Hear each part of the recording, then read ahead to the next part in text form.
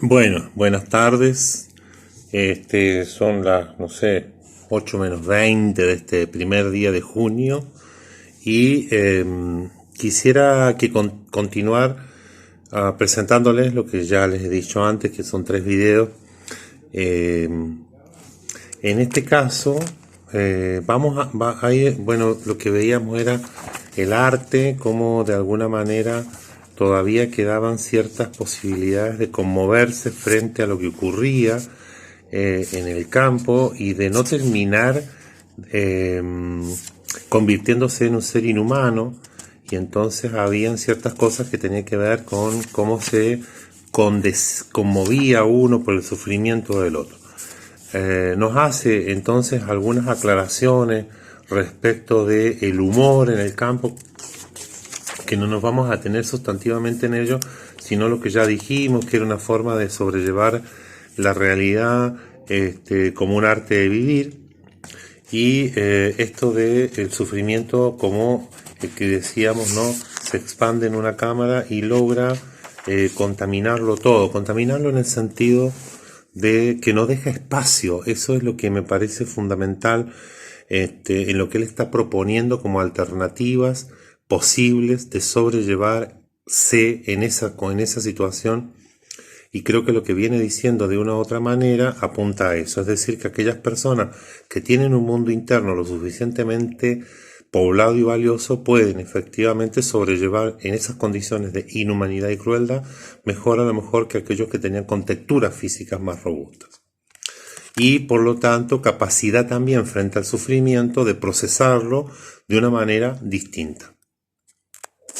Le va a dedicar, creo que les comenté, algunas cuestiones a la suerte, y eso hay que poner atención porque en lo que está, la suerte aparece en dos formas distintas o tres, pero vamos por parte y espero que no se me olvide en algún momento. La suerte va a aparecer en un principio cuando él relata que están trabajando y aparecen presos comunes. Y entonces ellos los miran desde su confinamiento, desde la crueldad que estaban viviendo, y dicen, ojalá fuéramos presos comunes, no presos por algún delito. Es como si uno pasara frente a una cárcel y dijese, ojalá yo estuviera ahí porque por lo menos tendría tal y tal cosa. Y entonces la suerte, lo titula de una manera que dice, la suerte es lo que uno no padece. La suerte es lo que uno no padece, ¿no? Porque una traducción de eso, no sé si muy de Frank sería, siempre puede empeorar. Entonces, ante la situación de que siempre puede empeorar, la suerte sería, menos mal que no ha empeorado. Pero eso en un doble juego, por un lado, reconocer que puede empeorar y luego reconocer la situación en la cual uno está. Y entonces él lo pone en esa frase que es bastante enigmática. Dice, suerte es lo que uno no padece. Nos conformábamos con tener tiempo para despiojarnos antes de ir a la cama. Los escasos placeres lo constituían una especie de felicidad negativa, la ausencia de dolor, lo que no hay, lo que no está. ¿Quién se atrevería a arrojar la primera piedra contra el que favorece a sus amigos en condiciones en que tarde o temprano hay que decidir entre la vida y la muerte? Eso lo dice porque, bueno, dice que en algún momento el tipo que repartía la comida y a lo mejor le daba una papa más a aquel que era su amigo, su paisano, su conocido, que al que no lo era. Entonces, en esas condiciones, él dice, ¿quién se atrevería a decir qué mal hizo este tipo cuando en realidad de lo que se trata es que en cualquier momento uno puede decidir sobre la vida y la muerte? Decidirme, digo, para sobrevivir yo qué haría, tal cosa. Entonces, ¿quién tiene una papa más, quién tiene una papa menos? No es el problema, no es el punto. Y ahí es donde aparece esta frase de la suerte es aquello que no padezco, ¿no? Uno podría decir, peor sería ser aquel que tiene que decidir reemplazar reemplazar su nombre por otro en la lista de los que van a ser transportados, trasladados. Eh, Luego hace una añoranza de la soledad, ¿Por qué? Porque está todo el tiempo, está sobrevigilado, sobreacompañado, no necesariamente acompañado en el sentido tal vez de lo que nosotros entendemos la compañía, pero siempre hay gente alrededor. Y él, en un punto, añoraba el momento de la soledad y descubre un rincón, donde podía estar tranquilo solo un rato, y nos detalla que en ese mismo lugar había un cadáver al lado. Es decir, uno diría, pero ¿cómo puedes estar ahí? Bueno, pero es el rincón que él puede de alguna manera rescatar para su soledad. Y ahí, de nuevo, uno tiene una clave para comprender a qué se refiere con el mundo espiritual, o a qué se refiere con que las personas que tienen mayor sensibilidad hacia el interior tienen mayor fortaleza para vivir esto. Porque en medio de eso, lograr encontrar un punto en el cual va a estar solo es lo suficientemente importante para entender a qué se va a referir él con espiritualidad, y no necesariamente religiosa. Porque él no está buscando un momento, un espacio de tranquilidad, de soledad o de aislamiento para orar, para rezar, independiente que lo haga o no. Pero no está buscando para eso, está buscando un momento de soledad para él, para sí mismo. Y es allí donde uno podría ir diciendo, de esto se trata la espiritualidad, de una vida interna o de una vida interior lo suficientemente fuerte. Entonces, luego hay una cuestión que me parece importante, porque él detalla ahí un intento de fuga, ¿no? Y ante ese intento de fuga, ante la posibilidad que tiene efectivamente de fugarse, él decide quedarse y acompañar a los enfermos que estaba atendiendo. Entonces, hay ahí una cuestión de nuevo que se juega en relación a las decisiones que él toma respecto de qué es lo que quiere hacer, ¿no? Que va a marcar un punto de inflexión o de diferencia respecto de lo que él viene haciendo permanentemente o diciendo permanentemente. ¿Por qué es importante eso? Porque de nuevo vemos cómo Franklin en algún punto no le importa, no es que no le importe, ese no le importa, póngalo entrecomillado. Lo que él va a buscar, lo que va a esperar siempre, lo que va a apuntar es que lo que uno crea no tiene ningún valor, entre comillas, si no se transforma en una acción.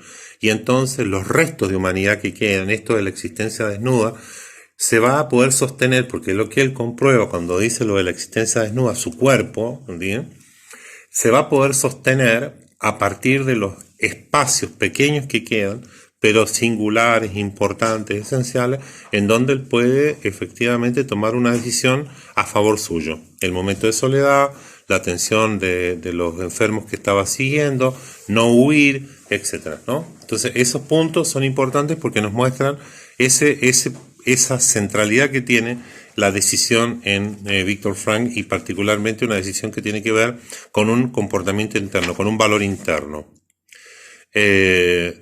Luego hablar de los planes de fuga, y de alguna forma lo que nos dice es que se sentían un juguete del destino, como ya no podían interferir en un camino que ya estaba delimitado. Dice, era necesario tomar rápidas decisiones que podían significar la vida o la muerte, aunque el prisionero prefería que el destino eligiera por él. Debía fugarse o no, tenía que intentar escapar, valía la pena correr ese riesgo. Y entonces, ante esa decisión, digamos, si lo que leemos bien en Frank es el destino, es el encargado de elegir, es tipo, si ya estoy en esto, lo único que me queda es morir, y entonces, aun cuando me encamine a la muerte, la decisión, lo que pueda hacer es muy poco, y solo queda, de alguna manera, eso, no exponerse inútilmente. En cambio, lo que él muestra, lo que él decide, es justamente en dirección contraria. Él decide quedarse, ¿me entiende? Entonces, ante la idea de que efectivamente podía ser presa del destino, hay una elección. Narra un hecho que es importante tenerlo en cuenta justamente porque va a apuntar a esto mismo, es que cuando llegan los delegados de la Cruz Roja para liberarlo, vienen los SS y le dicen que suban a un camión, que los van a llevar a un lugar en tránsito, etcétera. Entonces él y un amigo no suben al campo, después se enteran de que en realidad lo que los llevaban era morir, los habían puesto todos en un campo y los quemaron a todos. Y entonces él de nuevo no se sube. Hay una casualidad, ocurre algo ahí por lo cual ellos no suben. Incluso Frank relata con cierto disgusto que no pudieron subir.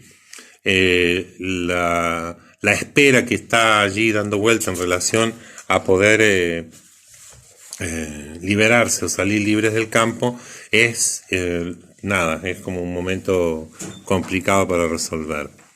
Y vamos a terminar este video que suple la clase que no tuvimos por inconvenientes técnicos el viernes aquel, con un espacio, un apartado en donde él habla de la libertad interior, y luego el tercer último video va a venir con todo el resto del apartado 2. Lo que estamos viendo, para que no se pierdan o no, es la segunda parte, que es la vida en el campo, que corresponde al segundo momento de reacción psicológica de los reclusos al campo, que sería la fase de adaptación.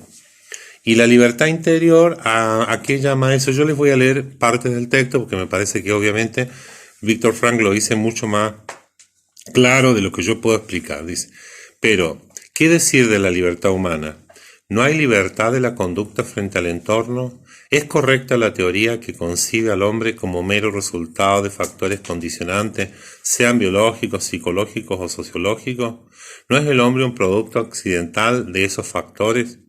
Y lo que es más importante, las reacciones psicológicas de los reclusos ante el particular mundo del campo de concentración demuestran que el hombre no puede escapar a la influencia de su entorno. ¿Carece el hombre en tales circunstancias de capacidad de elección si se limita o anula su libertad de actuar?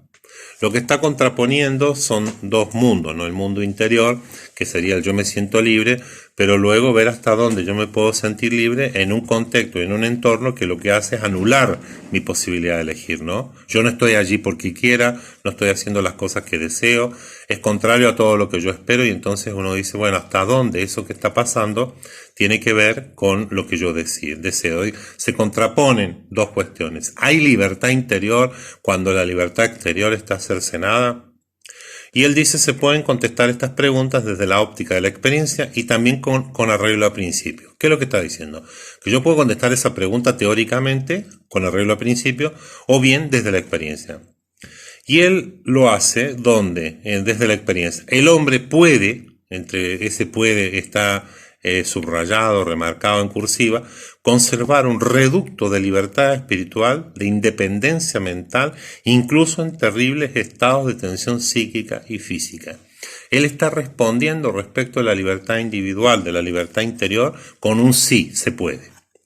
La libertad humana, dice, la libre elección de la acción personal ante las circunstancias para elegir el propio camino.